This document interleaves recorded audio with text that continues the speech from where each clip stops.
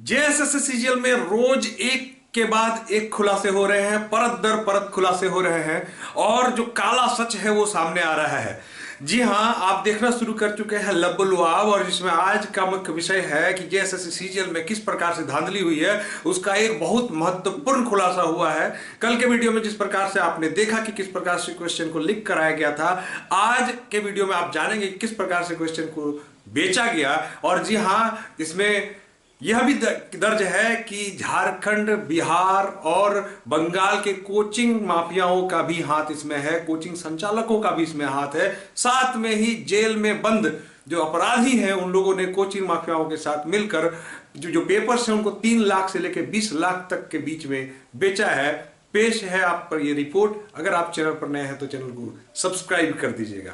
देखिए सीजीएल परीक्षा का पेपर लीक मामला पार्ट 2 में कैसे खुलासा हुआ है कि यूपी के जेल में बंद अपराधियों ने लीक कराया था पेपर, पटना व नालंदा के जालसाजों ने बेचे। जी हां, झारखंड कर्मचारी चयन आयोग जेएसएससी की सीजीएल परीक्षा के पेपर लीक मामले में लगातार नए खुलासे हो रहे हैं। जी हां, रांची पुलिस की एसआईटी की जांच में पता चला है कि यूपी के झांसी जेल में बंद मोनू गुर्जर, अलवर के बलराम गुर्जर और नोएडा के सुमित सिंह ने पेपर लीक करवाया था।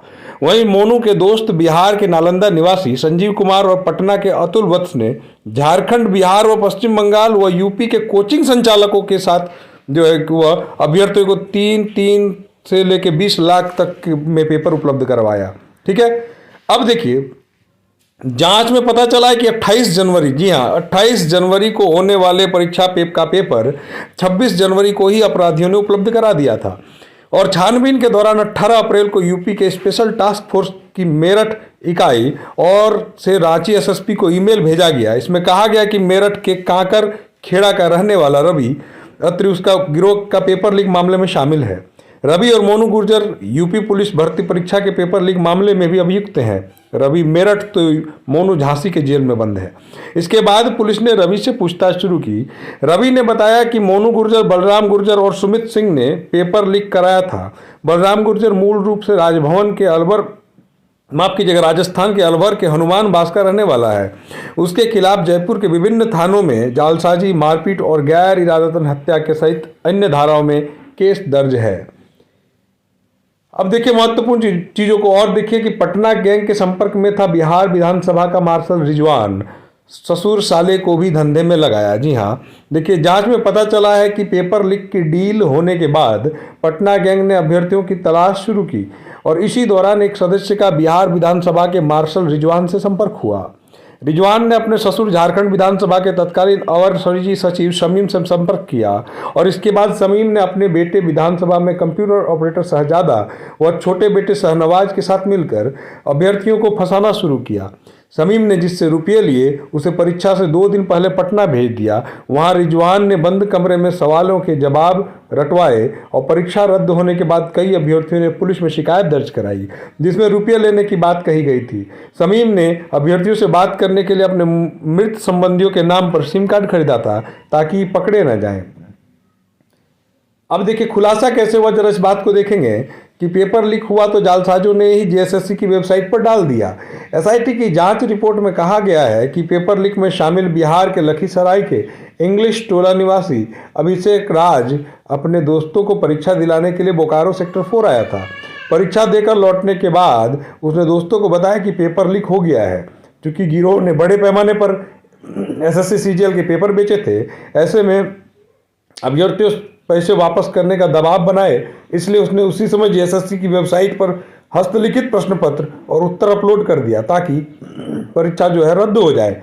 गलती से भी पेपर के साथ दोस्तों का बैंक डॉक्यूमेंट भी वेबसाइट पर अपलोड हो गया। यही गलती जालसाजों की गिरफ्तारी की वजह बनी। बाद में झारखंड कर्मचारी चयन आयोग ने परीक्षा रद्द करने की घोषणा कर। अब देखिए शमीम पुराने हाईकोर्ट भवन में अभ्यर्थियों से मिलता था। एसआईटी की जांच से यह भी पता चला है कि शमीम अभ्यर्थियों को डोरंडा स्थित पुराने हाईकोर्ट भवन परिसर में बुलाता था, वहीं डीलिंग करता था। इसके बाद वो अभ्यर्थियों को डिटेल्स अपने बेटे शहजाद को भेज देता था। शहजादा विधानसभा में ही बैठकर उसका फॉर्म भरता था। अगला देखिए कि अभ्यर्थियों को पटना में रटवाए गए थे सवालों के जवाब। नवादा के शिवनगर निवासी सत्येंद्र कुमार ने बताया कि 28 जनवरी को होने वाले परीक्षा में सेटिंग करवाने के लिए पूर्व परिचित शैलेंद्र ने कुछ अभ्यर्थियों का जुगाड़ करने को कहा था परीक्षा से एक दिन पहले ही शैलेंद्र ने अपनी अभ्यर्थियों को पटना के कच्ची तालाब के पास बुलाया और कहीं ले जाकर उत्तर रटवाए। अब ये तो देख लिया आपने, ये पुराना जो जनवरी का पेपर लीक हुआ था उस मामले को, क्योंकि इस मामले का नए मामले से कोई संबंध नहीं है, लेकिन फिर भी एहतियातन ये जो चीज़ें हैं, इस बात से कोई इनकार नहीं किया जा सकता है कि अगर पिछली बार इस प्रकार की घटनाएं हुई तो क्या गारंटी है कि इस बार भी कुछ नहीं हुआ होगा। जैसा कि आप जानते हैं कि छात्र लगातार सड़कों पर हैं और आंदोलनरत हैं, यहाँ तक कि हाईकोर्ट में भी छात्र जो है इसकी लड़ाई लड़ रहे हैं। इसमें देखिए कि सितंबर में दोबारा हुई परीक्षा में पेपर लीक, सबूत एसआईटी को सौंपे। सीजीएल की जनवरी में हुई परीक्षा रद्द होने के बाद यही परीक्षा फिर 21 और 22 दिसंबर को राज्य के 823 केंद्रों पर ली गई। जी हाँ, और इस पर फिर से जो है लीक की समेत गड़बड़ियाँ सामने आई और इस पर हाईकोर्ट ने रिजल्ट पर रोक लगा दिया गया है। फिलहाल जो है शिक्षकों के द्वारा इसका जो है इसकी जो सबूत हैं वो रांची एसएसपी को दिया गया है और फिर से पुनः एक बार ये जो अभी लेटेस्ट सितंबर वाली घटना है इस पर भी जांच शुरुआत होगी, वो भी हाईकोर्ट की निगरानी में। तो ये देखने वाली बात होगी कि आने वाले कल में क्या इसका रिजल्ट नतीजा निकल के सामने आता है। ये देखने वाली बात होगी और बहुत महत्वपूर्ण बात होगी, क्योंकि इसी जांच पर जो है जैसे सीजीएल का भविष्य निर्भर करता है। आने वाले समय में इसका कोर्ट में जो भी प्रभाव पड़ेगा, 22 तारीख को होने वाली कोर्ट में सुनवाई में भी ये जांच की प्रगति जो होगी, ये सबूत होंगे या आधार बनेंगे कि जैसे सीजीएल परीक्षा रद्द होगी अथवा नहीं होगी। चैनल पर अगर आप नए हैं तो चैनल को सब्सक्राइब कर दीजिएगा।